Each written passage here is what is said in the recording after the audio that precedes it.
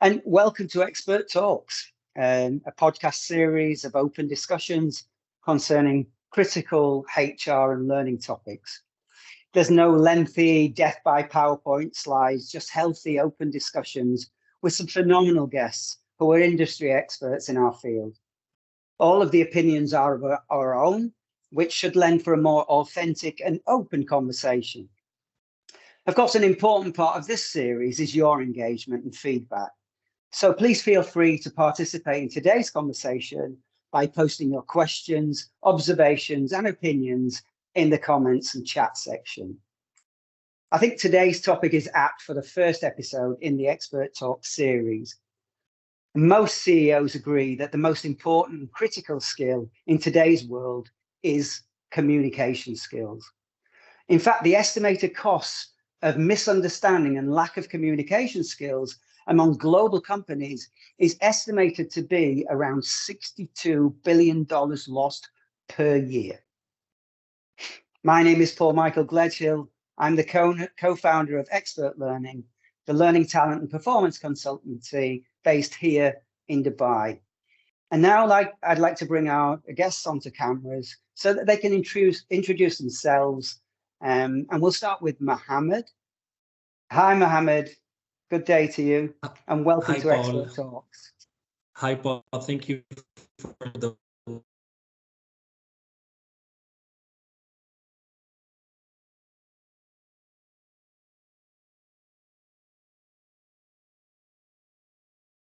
Waleed, are you there as well? Can you come onto the camera?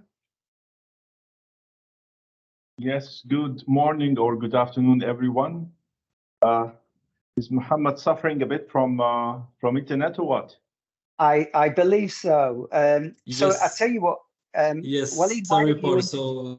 No worries. Waleed, why don't you start? Just tell us a little bit about yourself, what your role is, what you're doing with your life at the moment.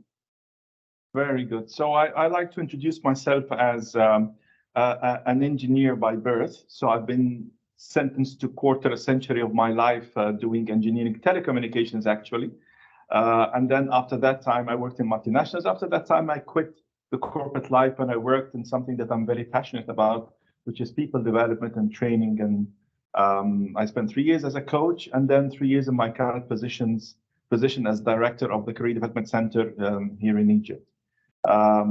Very happy and pleased to be part of this forum. And I'm very happy that Mohammed is back and it looks like his freeze is out. So the mic went to Mohammed. Thank you so much, Waleed. I'm so sorry for the connection mishap. So I'm Mohammed Boujida. I'm an HR business partner for a global biopharmaceuticals company. I manage the Northwest Africa affiliate, so covering countries Morocco, Algeria, and Tunisia. So it's a pleasure to be here today with you all. Thank you, guys, and thanks for being on board with the first of this episode. So in your experience, then, how important do you think effective communication skills are to your business or what you've seen throughout your kind of careers? Ahmed, you go first. Okay, perfect. Thank you so much, Waleed, and thank you, Paul, for your question. So in my case, working for a biopharma company, so we combine advanced science, expertise, and passion to solve some of the most serious health issues we have. And the beauty of it is we make a remarkable impact on people's lives and health. So, and in order to do that, communication skills are a must, mainly in our countries, Morocco, Algeria, and Tunisia, North Africa. It's a very complex linguistic landscape. We have different dialects of Arabic. We have French that's that's prevalent. We have modern standard Arabic in our private lives, the education system, and the public sphere. However, English is a newcomer in Algeria, Morocco, and Tunisia. However, there is a rising business potential. So once again, answering your question, it's very important because the rising business potential is here. And the problems we need to solve require high-level communication skills. Sure, and you're saying that the common language or the common business language then is English. It's becoming stronger English. However, it was more prevailed by French and Arabic, mainly French due to the history and the Maghreb region and the geographical proximity.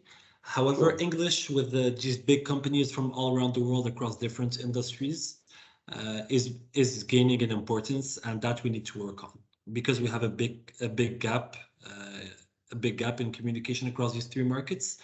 And that's something we need to work on and prevail on. Sure. Thanks, Mohammed. Walid, what about you and your experience? Well, let me tell you a story instead. So once upon a time, I was working in a multinational company, one of the biggest in the world in telecommunications. And then my boss, who is a very nice Indian gentleman, he told me something. I don't know if he was praising me or the other way around. It depends how you take it. And then he told me, Walid, you know, what kept you going so long in the company is not your technical skills. It's your communication skills. So I don't know if I should be flattered with that or not, but that's how it works. I mean, if you can get your thoughts through, if you're able to communicate, it just extends your corporate life, your career life. And then let me just give you another story that once upon a time, the big chief, he was planned for a meeting and he had to miss it because of another emergency. And then we had a visitor coming. He was the big chief of China, the Chinese affiliate. And they wanted someone to receive him. So they didn't know what to do.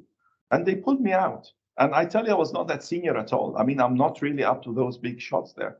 But when they came into this, you know, crisis mood, they just brought someone who's able to communicate, not necessarily that he knows too much or senior enough, but rather is able to communicate. So, I mean, that's how important communication is in my simple terms. Yeah. And I guess for myself, you know, I came here to Dubai, you know, 20 years ago as a professional trainer. I had years of experience training, you know, and I have a Northern English accent. I'm full of enthusiasm. I'm talking at 150 miles an hour. I'm trying to, you know, drop my jokes and be funny and all the rest of it. And I think a lot of the time, you know, it's just having the self-awareness to know that this is not the right approach. So you have to change and it, you know, you have to kind of communicate in a different way. So from your perspective, Mohammed, this question to you, you know, where do you think the potential impact of poor or, you know, misunderstood communications? You know, I mentioned at the top of the show that, you know, there's an estimated, you know, $60+ billion worth of loss in revenue. Can you calculate that kind of thing or give examples of that?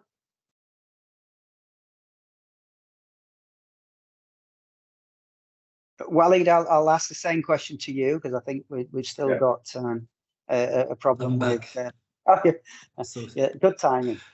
Okay, with you again, then, Mohammed. Can you please ask the question again? Yeah, sure.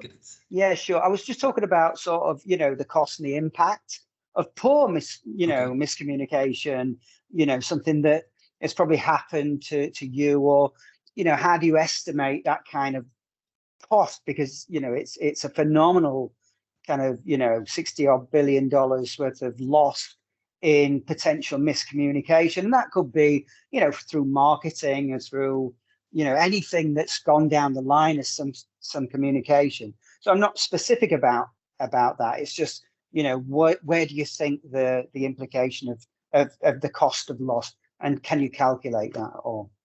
So first of all, the current trend seems to be connecting company metrics to learning programs to show the value of learning and calculate the ROI on it. Specifically, I would say we first need to reveal where and how learning can create changes in employee performance. So it starts all with the employee performance. And then we need to see how this employee performance can be improved with behavior changes, in my opinion. So first of all, this requires a clear understanding of where the programs, different communication programs and trainings add value to the company. Just imagine how powerful it would be if everyone understood exactly which skills and behaviors were acquired through training. Today, it's a bit out there. However, we can't really tangibly calculate it. So in my opinion, we have the opportunity to highlight where learning has the greatest impact. So it's the key performance metrics. So instead of focusing on the overall business metrics, which are influenced by a range of factors, of external factors beyond our control. We need to focus on how these learning programs influence behavior, which is most companies can assess, and performance, which as well can assess, and then try to link this to company results. So you're really talking about the kind of measurements of the impact from an ROI perspective, which is always in our industry, it's our biggest challenge. Walid, for you, any examples of any kind of stories on any impact that you've seen that has a monetary value? Somebody did this and this actually cost something. I don't have a figure in my head, and I'm actually very happy with, let's say, impressed with the data that you supplied. I mean, 62 billion is a huge number, and I'll just pick where you started by saying that the survey was done with CEOs. I still strongly believe that the effect of communication, to put it even in monetary value, is just overruling everything in your life. I mean, starting from, I don't know, even your relationship with your family, with your spouse. I mean, gentlemen and ladies in the call, I mean, if I ask my wife, I'm going out with my friends tonight, there are two types of yeses. One is called yes, and there is a yes. And then you need to understand which yes she means. I mean, the yes, no, or the yes, yes. And that's a huge monetary impact on me. Up to, the famous story. Up to the famous story with the, it's a very famous story with all due respect, of course, the gentleman from the US who secured the contract with Japan. And then when he went to sign the contract, he just mishandled the business cards. So, I mean, he took them and he did not put them appropriately, which is a very, very sensitive thing in the Far East. And then the meeting was terminated when he picked his teeth with one of the cards.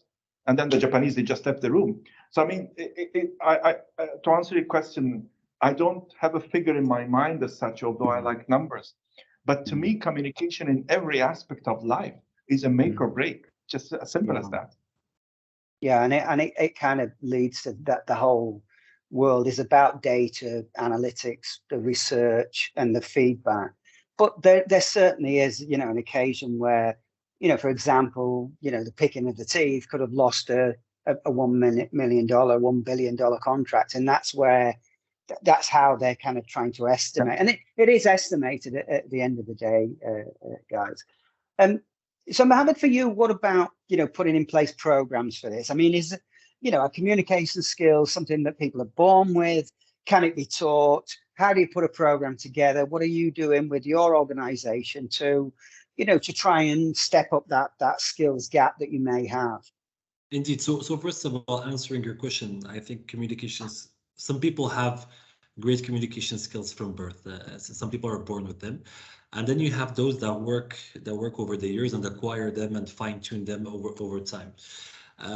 How to overcome these gaps in communication skills? I think it all starts with a visionary learning and development strategies. So this is I think it's mainly in big organizations. It's a top-down approach, whereas if in someone's personal life they can take control of their development and work on their communication skills. So it's a top-down approach, in my opinion, to addressing these challenges and help the business face immediate skills issues, such as building solid foundations in communication. And then we need to develop training programs, which are employee-focused and highly tailored, because employees vary from one to the other, different departments, different countries, different businesses. So these need to be highly employee-focused and tailor-made, mainly to make sure that each individual's needs is covered and them on their side are motivated. Finally, I think embracing new technologies for this is the way, starting maybe a few years ago and for the future. But must be seriously considered by companies, in my opinion. So developing innovative training solutions. So these technologies can help to address many of the challenges facing learning and development, in my opinion, creating the content, making it collaborative and flexible, and of course, being able to work on developing communication gaps all over the world at any time. Great, thanks, Mohammed. Walid, you feel a similar way that, training, developing people and that skill set of communication is a kind of similar story, and got any anecdotes on that? Yes, this is now XpertTalx. So, let's take the expert, and I'll refer you to Don Clifton. So, he's one of the legends of the previous century. So the guy made the famous formula. He said, look, your strength in anything is a multiplication of your talent, knowledge, and skills. It's those three things. So talent, exactly like Muhammad said, you're born with that. So not everybody is a Lionel Messi or whatever. You're born with a talent, and that's a given from God. But then there is the skill and there is the knowledge, and this is something in your hand. So everyone who wants to improve any skill in the absolute, he needs to really work on himself. So do we have a space for improvement? If you are a CEO of an organization, and whenever you stand on the podium and you get your thoughts really through, can you improve that? The answer is absolutely yes. This is scientifically proven. So maybe you're not the most talented, maybe you're not the Steve Jobs of talking, but certainly if you have that little bit of ability, between brackets, talent, and you work hard enough on your knowledge and understand some basics and practice, it is very, very likely that you will improve. It is very, very likely that you'll be able to influence people and impact them afterwards. So again, it's not me saying, it's Don Clifton who's saying. And I really appreciate that sense that even if you're the most talented singer in the world, but excuse me, you have to learn, you have to practice. Otherwise, you cannot be, again, the Paul McCartney. Let's now take something British just for Paul. Paul, no relation, obviously. Thanks. Appreciate that. So when you guys are putting together these kind of training programs, and Mohammed, you kind of mentioned about technology. Has that changed a lot? And I think one of the interesting conversations for me is kind of just even understanding cultures, knowing some notes about different cultures. And it was great that you said that, each individual has a different training plan, because it's dependent on their learning styles, or it's depending on their culture, who they're dealing with. How do you have a structure for building that development plan for people, and how do you go around that? Yes, indeed. So first of all, it always starts with the employee, because the employee drives their own development. They need to want it. Us HR and as businesses, we're just facilitators, let's say. So the employee, it first needs to come from the employee. After that, we work hand in hand. We sit down. We look at the skills gaps. We assess, and then we see also the different options available. But However, this seems to be pretty simple, but don't forget, we face a lot of challenges when trying to implement these programs. Mainly resistance to change sometimes, working in a hybrid workplace, keeping the learners engaged, or the consistency of the training. For example, considering the different cultural differences or different time zones, or offering more flexible learning. What I've noticed recently is that with COVID, there was this certain fatigue of webinars, doing training from home, e-learning, and people wanted to be once again in classrooms. So this is a feedback we take, we consider, and we work on it. So it's really it needs to come from the employee, and then we just need to find the right equilibrium to work with them on this. So you're talking more of a blended, well, the opportunity for blended learning, whether they prefer this style, that style. Yeah. What about yourself? Exactly. Yeah. Okay. Walid, what about yourself in your organization? What does a learning program look like for you? We're heavily working in the training business. This is our core business. And what I like to use the metaphor. I always do that when I meet my clients. So it's like when you have 100 people who are hungry. Depends how much can you afford from the investment point of view, and how severe, how hungry they are. So if everybody's hungry, you don't have that much food, money. Okay, guys, pizza for all. And then you really end up with giving fundamental courses for the entire organizations. And I've seen that in my corporate life, and I tell you, it really works. It really works when you want to give a general foundation of communication, of ethics, of time management, or whatsoever. And that really, brings up the entire organization one step higher. But then it will come a moment when you realize that some people need, it's not that they want, some people need a pizza salami or need a pizza vegetarian or whatever. And then it will come another moment when you realize they don't even need pizza, they need a burger or they need something else. So it's just a metaphor. I'm trying to say that, of course, Muhammad is an expert in that. I mean, you do the learning need analysis, you identify the gaps.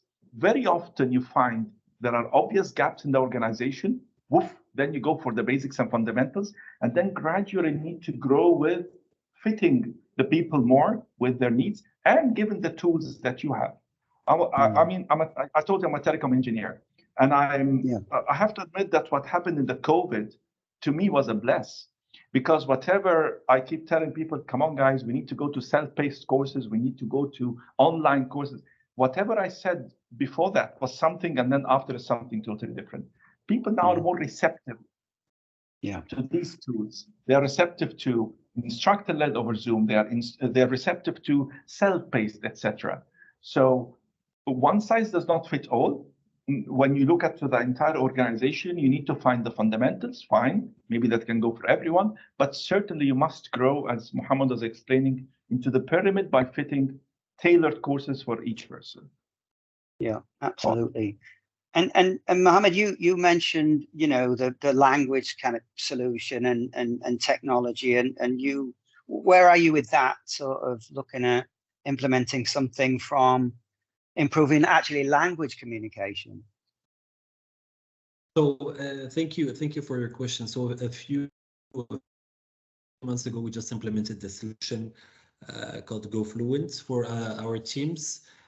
And they're loving it. We're sending pulse surveys to gather their feedback. First of all, offering the flexibility and the ability to do it from all around the world. Possibility of doing courses which are instructor-led, doing group courses with other colleagues from the company, and also doing courses as well and meeting new people. And of course, lots of top curated content. So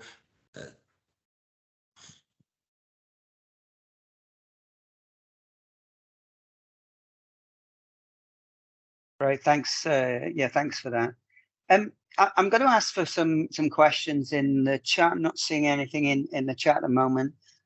Just from the people that are attending the session, if they've got any question for the guys, as we're closing on the end of our first episode timing now.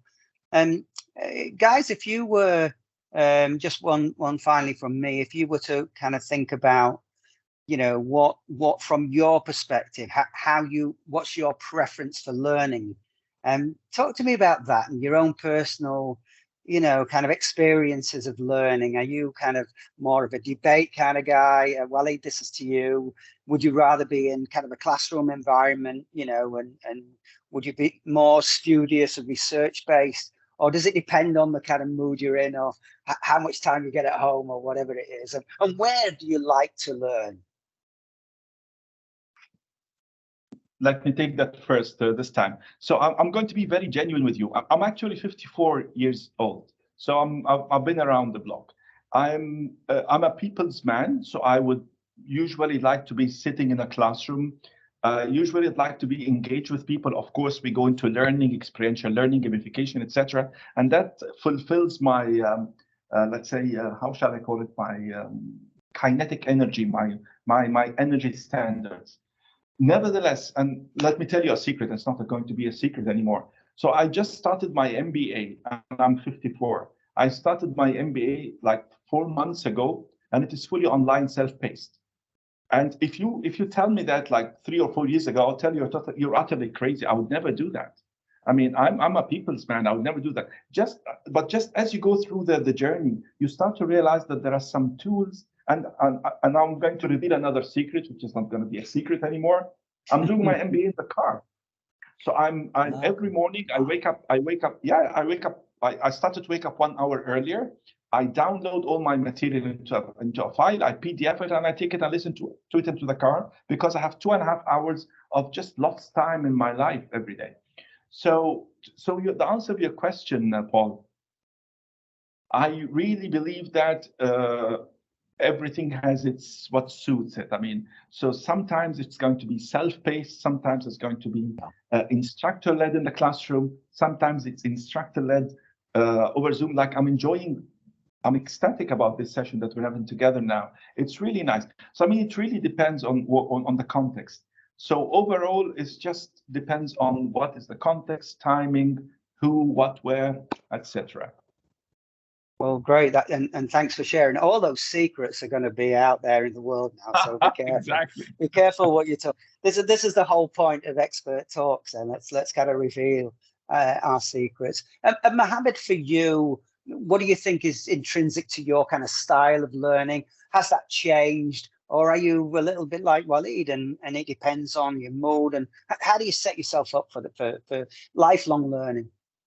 So in my opinion, if I may respectfully say, but it's the total opposite from Walid. I really enjoy sitting in an auditorium or in a classroom. I've studied in the UK, and just the feeling of going to school and getting into those big universities, historic universities, the auditoriums in wood, and having a professor in front of you, someone who has over 30 years of experience, and then getting all that knowledge face to face, it also pushes you to concentrate, and next to it you've paid some serious money. So that's my preference. Personally, webinars and stuff from home and e-learning, if I were going to do a personal development or something, I would less prioritize this aspect, because sometimes I tend to procrastinate or get distracted. However, once you're sitting in there and within the environment, it's just a whole different experience. But that's, at the end of the day, is my personal opinion. And very valid. A couple of one comment coming in about communication, and somebody thinks that it's better face to face.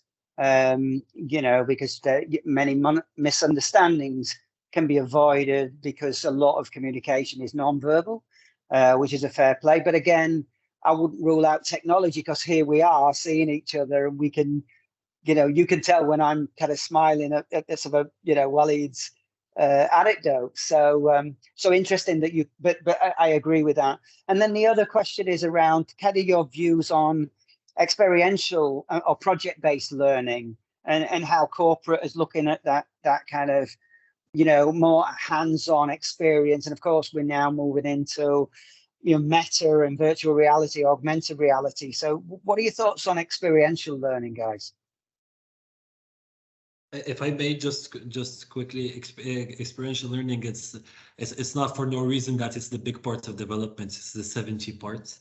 And the exposure to real life, on-the-job learning and on-the-task learning, I think that's the only way and the fastest way one can learn a totally new subject. You do it the first time, you don't get it. You do it the second time and third time, and then by the fourth or fifth time, you get it. You know the tricks, and some of the things are not taught in books.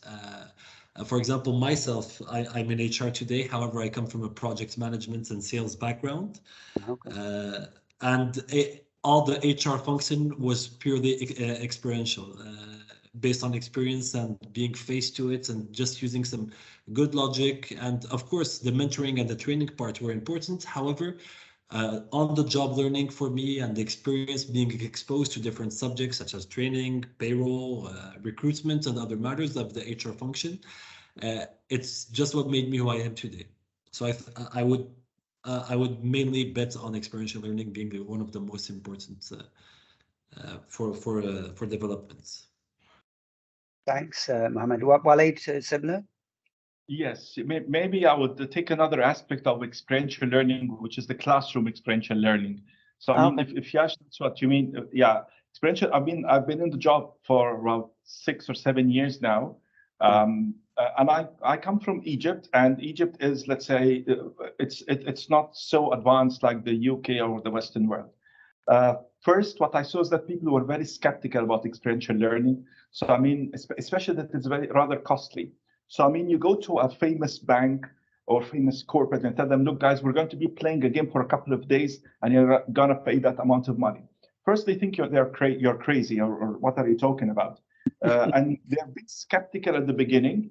And I have seen with my own eyes CEOs of government banks, not literally, but let's say very non-private sector, coming in the first 5 minutes, just to say hello to everybody, and then they look at the game, and they stare, and they sit for an hour, and they stay for the rest of the day, and they finish the 2 days, and then they get addicted to it, and everything they want to have is experiential learning.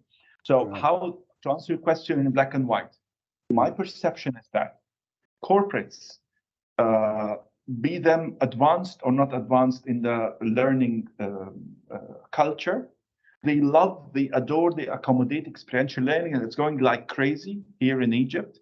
And I tell you, let's say, have a solid heart and go for it. It really pays back, and it's something of the most valuable learning techniques that we're observing now.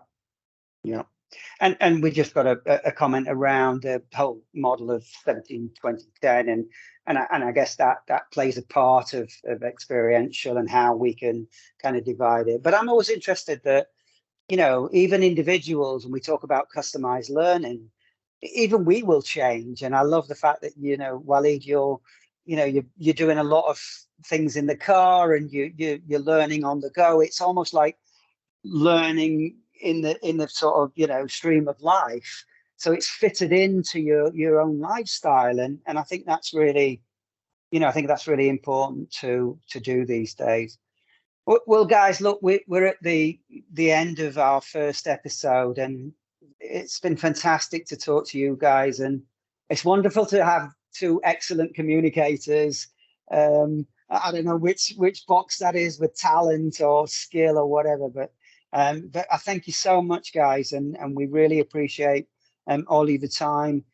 For the rest of you guys on the call today, we're going to drop in the chat a quick survey again about your opinions, how you felt it's gone for you today.